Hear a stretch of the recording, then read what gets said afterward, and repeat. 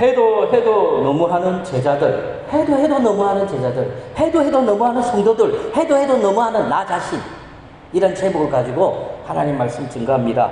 갈릴리 지역에서 예루살렘까지는 직선거리로 계산하면 한 130km 정도가 됩니다. 천천히 걸어가도 6개월은 안 걸립니다. 그런데 예수님은 베레아 지역을 통해서 유다 지역을 통과하면서 만나는 사람들에게 하나님 말씀을 증거하지요. 당연히 시간이 늦어질 수밖에 없습니다. 그래서 예수님은 예루살렘까지 가는데 6개월이나 걸렸어요. 예수님은 지금 하나님의 뜻대로 죄로 말미암아 지옥에 갈 수밖에 없는 영혼을 구원하기 위해서 예루살렘으로 가시는 거거든요. 예루살렘에서 왕이 되는 것이 아니라, 세상 사람들이 말하는 왕이 아니라 십자가에 죽으시고 부활하기 위해서, 구원을 완성하기 위해서 지금 예루살렘으로 가시는 겁니다. 가시는 중에 있지요. 그런데 갈 때마다 사람들이 모여들죠. 그들을 모른 척하지 않았다라는 겁니다. 오늘 본문 말씀을 보면 예수님은 예루살렘으로 올라가는 길에 세 번째로 자신의 순환을 예고합니다.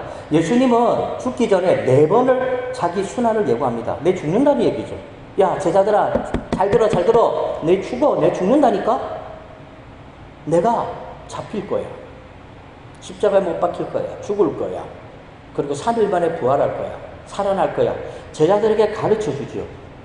예수님은 죽기 십자가에 못 박히기 전에 4번을 말씀하시는데, 오늘은 세 번째로 자신의 순환을 예고하고 있습니다. 마가복음 10장 33절과 34절 다 같이 읽습니다. 보라, 우리가 예루살렘에 올라가노니 인자가 대제사장들과 서기관들에게 넘겨짐에 그들이 죽이기로 결의하고 이방인들에게 넘겨주겠고, 그들은 능욕하며 침뱉으며 채찍질하고 죽일 것이나 그는 3일 만에 살아나리라 하시니라.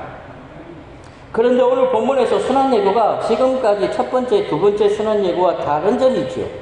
더 구체적입니다. 더 상세하게 예수님이 말씀하셨어요. 예수님의 죽음이 대제사장들과 서기관들에 의해서 결정이 된다는 겁니다. 무슨 말입니까? 대제사장과 서기관들이 예수님을 죽인다는 거예요. 이방인들에게 넘겨진대요. 여기서 이방인들이 누굽니까? 유대 사이의 이방인들은 이 당시 로마 군인들이죠. 로마 군인들에게 넘겨집니다. 로마 군인들은, 이방인들은 예수님을 능욕하고 침뱉고 채찍질하고 죽인다는 겁니다. 그러면 예수님이 3일 만에 살아난다라는 거죠. 그렇다면 오늘 본문에서는 왜 예수님은 자신의 순환 예고를 구체적이고 자세하게 제자들에게 말씀하셨을까요? 그건요, 지금 예수님이 십자가에 못 박힐 시간이 어떻다고요? 이제 얼마 안 남았다는 거예요. 얼마 안 남았기 때문에 예수님의 자신의 순환 예고를 구체적으로 자세하게 말씀하셨어요. 그리고 예수님 자신도 십자가에 못 박히는 일이 두려웠기 때문입니다. 예수님도 십자가에 못 박히는 일이 두려웠어요. 예수님은 하나님의 아들이기 때문에 십자가에 달리시는 일이 아무렇지도 않을 것이라고 생각할 수 있습니다. 그러나 그렇지가 않습니다. 하나님의 아들로서 십자가에 달리시는 일은 아무렇지도 않을 수 있습니다. 그러나 이 땅에 오신 예수님은 하나님의 아들로만 이 땅에 오신 것이 아닙니다. 완전한 육체를 가진 인간으로 오셨습니다. 그래서 십자가에 달리시는 일은 모든 인간들이 당하는 고통만큼 우리 예수님도 고통을 당하시고 모든 사람들이 두려워하는 것처럼 우리 예수님도 두려워한다는 겁니다. 그러므로 우리 예수님은 인성도 있고 신성도 있죠. 인성을 가지신 예수님은 십자가에서 대속물로 고통당하며 죽습니다. 그래서 어떻게 되죠? 지옥 가요. 예수님이 지옥 간다는 사실 아닙니까? 사도신경, 영어로 된 사도신경 읽어보면 예수님이 어디 간다고요? hell, 지옥으로 떨어진대요. 무슨 얘기입니까? 우리가 죽어서 지옥에 가야 되는데 예수님이 죽어서 지옥에 갔다라는 거예요. 우리가 당해야 될 모든 고난을 예수님이 친히 담당하셨죠. 그래서 예수님은 우리의 대속물. 그러나 신성을 가지신 예수님은 하나님의 아들이시기 때문에 지옥에서도 어떻게 해요? 능히 살아나실 수 있는 겁니다. 죽음의 권세를 이기고 3일 만에 다시 살아나셨습니다. 그래서 우리 예수님은 구원을 완성하셨습니다. 그런데 이 모든 일이 태초부터 하나님에 의해서 예정된 섭리였습니다. 하나님의 계획 속에 있었다라는 겁니다. 모두가 하나님의 뜻 가운데 이루어지는 거예요. 내 뜻대로 이루어지는 건 이 세상에 하나도 없습니다. 그러므로 예수님에게는 온 인류를 구원하는 사명, 엄청난 사명이 예수님 어깨에 짊어져 있는 거죠. 예수님은 이 땅에 놀러 온 건 아니에요. 온 인류, 이 지구상에 살고 있는 온 인류의 모든 죄를 짊어지기 위해서 이 땅에 오셨습니다. 이 사명을 위해서 예수님은 지금 예루살렘으로 지금 가고 있습니다. 그런데 제자들은요, 해도 너무합니다. 확 때려주고 싶어요, 그냥 진짜 미워요. 와, 진짜 너무너무 미워. 인간적으로 따지면 누가 하나 이런 예수님의 마음을 헤아려주는 사람이 없어요. 예수님은 마음속으로 고통당하고 힘들어하는데 제자들은요, 그런 예수님은 아무 상관없어요. 제자들은 지금 뭘 합니까? 오로지 예수님을 이용해가지고요, 높아주려고만 합니다. 예수님이 예루살렘에 가셔서 왕이 되시면, 야, 그래도 우리 제자잖아. 예수님의 제자, 12명의 제자니까 우리는 예수님이 왕이 되면 우리는 높은 자리에 앉을 수 있을 것이야. 그런데 더 구체적으로, 실제적으로 행동한 인간들이 있죠. 누굽니까? 나 이 사람 싫어합니다. 야고보와 요한. 저는 야고보 싫어합니다. 요한도 싫어합니다. 다른 제자들도 싫지만 이들이 더 싫어요. 본문 35절 말씀해 보니까 세베대의 아들 야고보와 요한이 예수님께 와가지고 부탁하죠. 예수님이 예루살렘에서 영광스럽게 되시면, 예루살렘에서 왕이 되시면 자신들을 예수님의 우편과 좌편에 앉게 해달라고 청탁하지요. 간절히 부탁합니다. 예수님을 이용해서 우의정 좌의정 되고 싶다라는 거죠. 예수님을 이용해서 출세하고 싶다라는 거죠. 예수님을 이용해서 이 땅에서 어떻게 해요? 형통하게 살고 싶다라는 거예요. 복받고 살고 싶다는 겁니다. 우리가 예수 믿는 목적이 복받기 위해서입니까? 아닙니다. 착각하지 마십시오. 부자로 살기 위해서 예수 믿습니까? 아닙니다. 그러면 가난하게 사는 예수 믿는 사람들은 뭡니까? 절대 아니에요. 사랑하는 성도 여러분, 지금 상황이 어떤 상황입니까? 예수님이 3번이나 순환 예고를 하셨습니다. 예수님이 십자가에 달려 죽으시기 위해서 예루살렘으로 오셨습니다. 그런데 제자라고 하는 사람들이 어떻게 이럴 수 있습니까? 해도 너무하잖아요. 3년이라고 하면 결코 짧은 시간이 아닙니다. 3년 동안이나 예수님을 따라다니면서 제자 훈련을 받았습니다. 각종 놀라운 기적을 보았습니다. 손수 제자들이 귀신을 쫓아내기까지 했습니다. 그런데 여전히 달라진 것이 없습니다. 처음과 지금이 똑같아요. 해도 너무합니다. 해도 너무하다고요. 누가요? 오늘날 성도들이 해도 너무해요. 누가요? 내가. 자기 자신을 향해서 한번 말해보세요. 야, 아무개야, 니 해도 너무한다. 야, 이기훈, 니 진짜 해도 너무한다. 제자들도요, 해도 너무해요. 오늘날 성도들 해도 너무하다니까요. 오로지 손해 안 보고 어려움 안 당하고 축복만 쫓아다녀요. 편안한 자리만 쫓아다녀요. 그러므로 여기서 우리가 알 수 있는 사실이 있어요. 신앙의 연수와 믿음은 비례하지 않는다. 신앙의 연수와 믿음은 비례하지 않습니다. 우리의 신앙생활 20년하고 30년 하면 그만큼 믿음이 있다고 생각되죠. 다른 사람들과 다른 믿음을 가졌다고 생각되죠.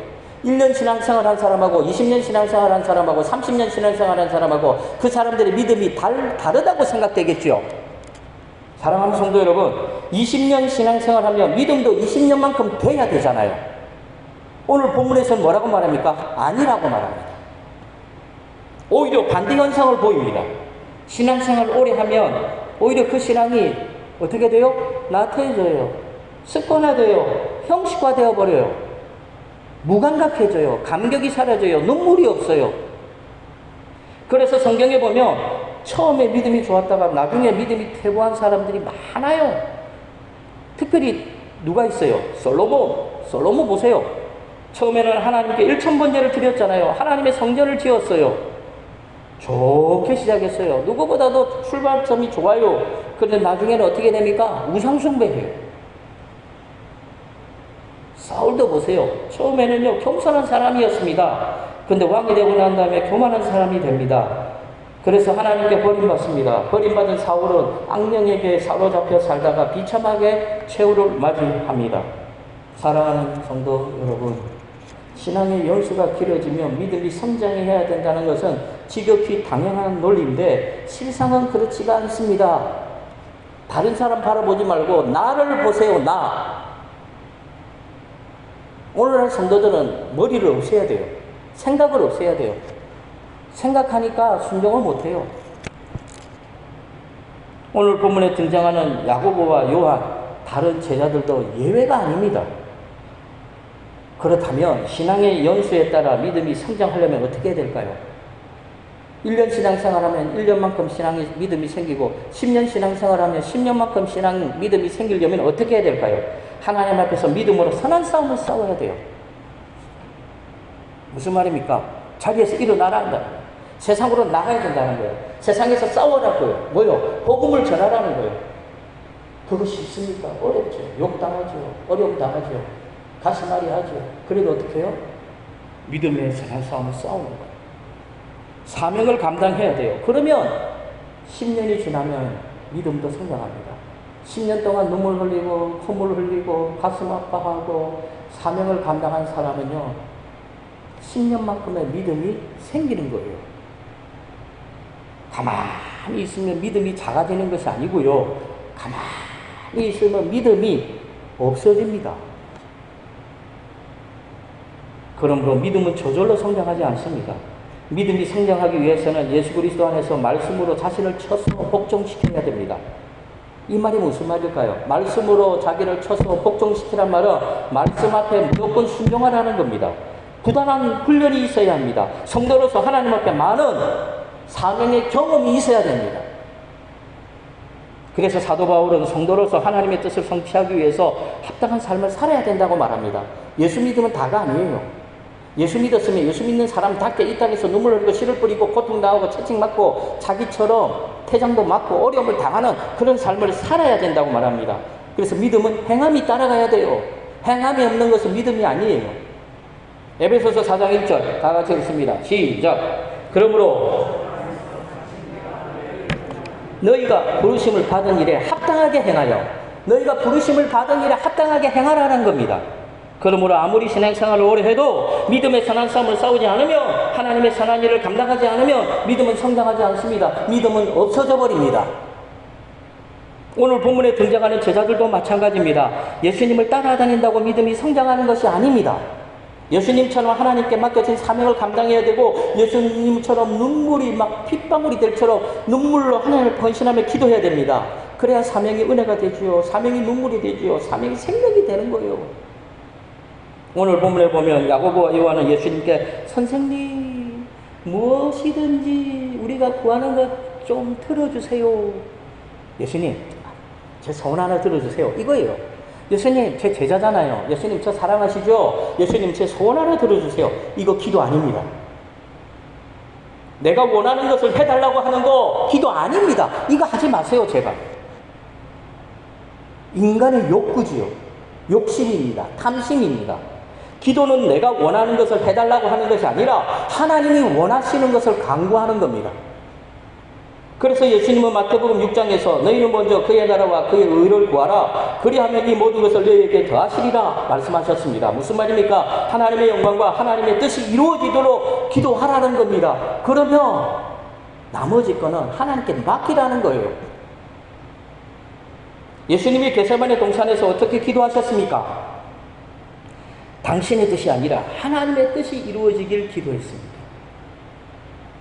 인간적인 의지를 내려놓고 하나님의 원대로 되기를 간구했습니다. 죽을 병에 걸린 사람이 기도합니다. 하나님 살려주세요. 한 달을 기도합니다. 1년을 기도합니다. 병 눈물로 기도해요. 눈물로. 그러면서 응답을 받습니다. 그 응답이 뭐죠? 너 죽는다는 거야. 하나님이 나 안 고쳐준다는 거예요. 근데 그 사람은 어떨까요? 기뻐합니다. 응답은 하나님이 안 고쳐주고 죽는다는 응답을 받았는데도 기뻐하는 거죠. 왜? 하나님의 뜻이 이루어지기 때문에 그렇습니다. 기도해야 돼요. 기도하면 예스든 노든 응답이 반드시 있습니다. 물론 예스 응답 받아도 좋지만요, 노 응답 받아도 나쁘지 않아요. 왜냐하면요, 우리 하나님은 합력해서 선을 이루어 주십니다. 제가 아는 어떤 집사님이 카센터를 합니다. 카센터 하는데 그 집사님은 참 카센터면 자동차만 고치면 될 건데 그거 알죠? 포크레인. 그 뭡니까? 이렇게 큰 거. 그걸 뭐라 그러죠? 굉장히 그 무거운 거 있잖아요. 이렇게. 지게차. 폰테나 들고 이런 지게차 있잖아요. 그거 굉장히 무겁거든요. 그거 고친다고 밑에 들어갔는데, 그걸 떠받치고 있던 지게라고 그럽니까? 그게 풀려버렸어요. 어떻게 됐을까요? 사람이 찐빵처럼 눌려져 버렸어요. 찐빵이 동그란데 눌러버리면 어떻게 돼요? 납작해지죠. 그 옆에 사람들이 빨리 그걸 들어 올렸어요. 찌개졌던 찐빵이 들어 올리니까 어떻게 돼요? 다시 부풀었지만 사람 몸이 어떻게 돼요? 안에 있는 각종 내장들이 어떻게 돼요? 쪼그러들었다가 늘어나면서 그 안에 있는 내장들이 터졌죠. 터진 거예요. 병원으로 달려갔죠. 살았을까요? 죽었을까요? 살았으니까 제가 이 얘기합니다. 그분이요, 사람 몸이 찐빵처럼 쭈그러들었다가 다시 펴졌는데요. 모든 의사들이 다 달라붙은 거예요. 정형외과부터 시작해갖고 심장 다 달라붙었어요. 그런데 의사들도 답을 못하는 거예요. 산다 죽는다 답을 못하는 거예요. 왜? 이런 경우가 드무니까. 그런데 어떻게 됐겠어요? 주일이 됐어요. 온몸에서 열이 뻘뻘거려. 몸이 퍽퍽 이게 몸 안에서 염증이 생기니까 막 열이 나는 것 같아요. 막 열이 나요. 막 벌벌 끓는데 어느 집사님이 전화했대요. 아무개 집사, 오늘 주일인데 교회 갔나? 몸 아파 죽겠는데 사경을 헤매는데 못 갔다. 야, 병원에 그 교회 있다더라. 내려갔어. 예배 드려라. 그 몸 다 죽어가는 그 사람이요, 휠체어에 실려가지고 어떻게 했을까요? 내려갔어요. 예배를 드리는데 죽고 싶더래요. 너무너무 고통스럽대요. 너무너무 열이 나고 아프고. 그래서 이를 악물고, 이게 예배 드리는 게 아니죠. 목사님이 설교도 안 들어와요. 이 악물고 견뎠대요. 그 시간을. 견디고 올라갔대요. 올라와서 병원에 그 위에 이제 병실에 누워있는데 너무 아프니까 진통제 놔달라 뭐 이렇게 했대요. 그리고 그날 아침에 기적이 일어났어요. 열이 떨어졌어요. 열이 떨어지니까 어떤 일이 발생합니까? 의사들이 난리가 났어요. 왜 난리가 납니까? 몸이 굉장히 아프다가 나으려면 어떻게 나아야 돼요? 천천히 나아야죠. 천천히 나아야 되거든요. 근데 이분은 몸이 막 죽을 똥 살똥 하다가 하룻밤 사이에 열이 팍 떨어져 버렸어요. 어떻게 됐을까요? 의사들이 난리 났어요. 왜 이런 현상이 나타나는가? 그래서 또 검사를 들어가는 거예요. 아파서 검사 들어가는 것이 아니라 왜 이렇게 빨리 회복이 됐는가 검사했죠. 그런데 웃기는 거는 아무 증상이 없어요. 정상이에요. 저는 감히 말씀드립니다. 하나님이 고쳐주십시오. 목숨 걸고 예배드리니까 하나님이 목숨을 살려주신 거죠. 그 집사님은 한 집사님입니다. 이 설교가 만약에 유튜브에 올라갈 거거든요. 그 집사님이 제 설교를 들었으면 아마 저한테 전화할 수도 있었겠네요. 그분 참 멋있는 분이에요. 제가 만약에 예수 안 믿으면 저도 그분처럼 살고 싶어요. 운동도 좋아하시거든요. 참 세상 행복하게 삽니다. 신앙생활 하면서. 부모를 섬기면서. 사랑하는 성도 여러분, 기도는 내 뜻과 상관없어요. 왜 자꾸 내 뜻대로 되게 해달라고 기도합니까? 하나님이 우리 종입니까? 우리가 하나님의 종이에요.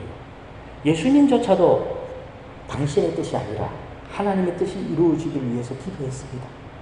인간적인 의지를 내려놓고 하나님의 원대로 되기 위해서 기도했습니다. 왜 이렇게 기도했습니까? 원래 기도가 이렇게 하는 거기 때문에. 마태복음 26장 39절 다 같이 읽습니다. 시작. 땅에 대시고 엎드려 기도하여 이르시되 내 아버지여, 만일 할만하시거든 이 잔을 내게서 지나가게 하옵소서. 그러나 나의 원대로 마시옵고 아버지의 원대로 하옵소서 하시되. 그렇다고 자신이 원하는 것을 구하지 말라는 거 아니에요. 내가 원하는 것을 구하지 말라는 거 아니에요. 그럼 어떻게 구해야 됩니까? 하나님의 뜻 안에서 자신이 원하는 것을 구해야 됩니다. 그러나 야고보와 요한은 철저하게 자신의 욕구를 채우려고 예수님께 부탁을 합니다. 자신들이 우의정 좌의정 되는 것하고 예수님의 십자가에 못 박히는 일하고 무슨 상관이 있습니까? 자신들이 우의정 자의정 높아지는 것하고 하나님의 일과 무슨 상관이 있습니까? 인류를 구원하는 일과 야고보와 요한이 우의정 자의정 되는 것하고 무슨 상관이 있어요? 내가 병 고침 받는 것과 하나님의 일과 무슨 상관이 있느냐고요. 그런 건 생각도 안 해요. 하나님의 일과 내가 병 고침 받고 하나님의 일과 내 사업이 잘 되고 하나님의 일과 내 자녀들이 잘 되는 것이 아무 상관이 없다면 하나님이 그 기도를 들어줘야 될 이유가 있습니까? 기도는 내 뜻대로 하는 게 아니라니까요. 기도는 누구 뜻대로요? 하나님의 뜻대로. 그러면 내 뜻대로 기도하기를 원한다면 내가 누구에게 맞추면 되죠? 하나님께 맞추면 되는 거예요. 그래서 소원 기도하죠. 하나님 나를 살려주시면 내 한평생 하나님을 위해서 죽도록 사명 감당하겠습니다. 살려주시면 내가 하나님의 일에 목숨 바치겠습니다. 그러면 하나님이 혹시나 살려주실 수 있습니다. 그런데 사명 감당 안 해요. 헌신도 안 해요. 아무것도 안 해요.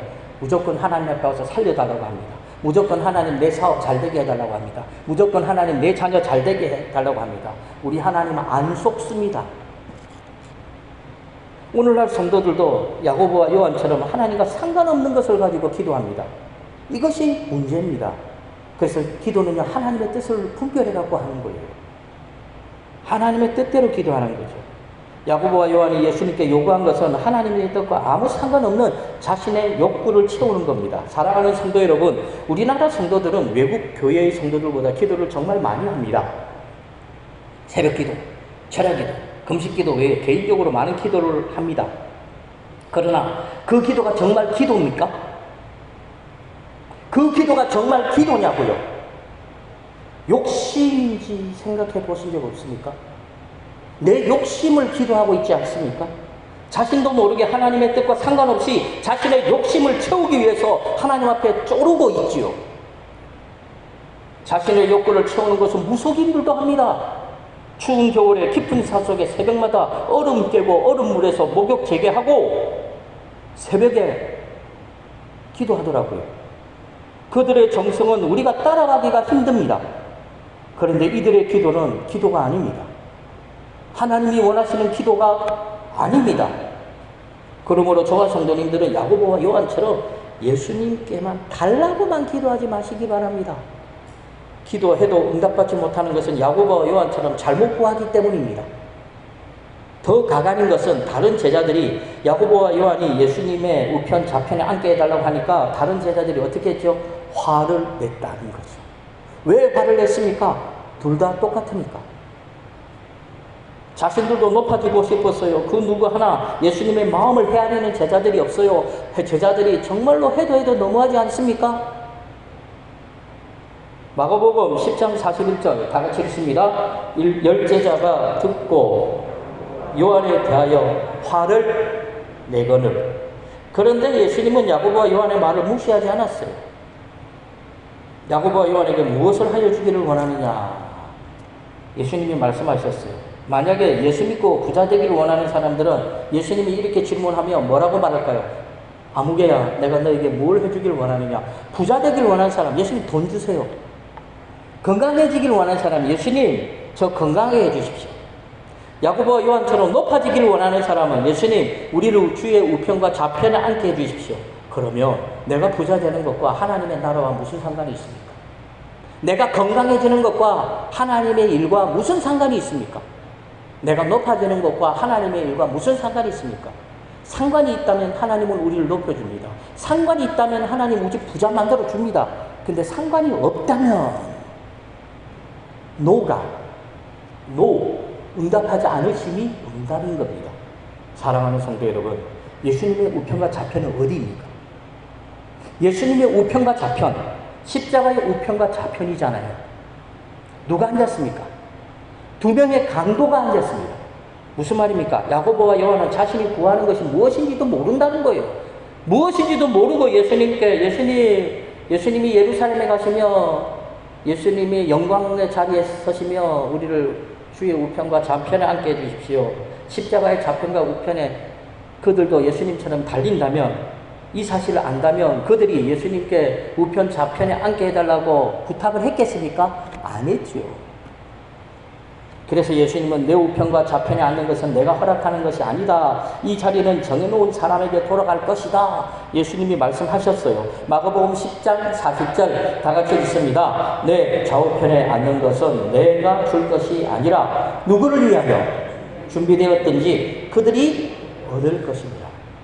제자들은 예수님을 몰라도 너무도 몰라요. 제자들은 정말로 해도 너무해요. 그래서 예수님은 해도 너무한 제자들에게 주의 나라에서 큰 자가 되려면 종이 되어 섬겨야 하느니라. 그러시면서 예수님 자신도 섬김을 받으러 온 것이 아니라 종이 되어 섬기러 왔다라고 말씀합니다. 더 나아가서 자신의 생명을 대속물로 주려고 왔다고까지 말씀하셨습니다. 사랑하는 성도 여러분, 동상이몽이란 말을 아십니까? 동상이몽. 아시는 분 있어요? 모르시는 분이 있다면 이거 설교 듣기 좀 깝깝하지 않아요? 찾으세요. 동상이몽.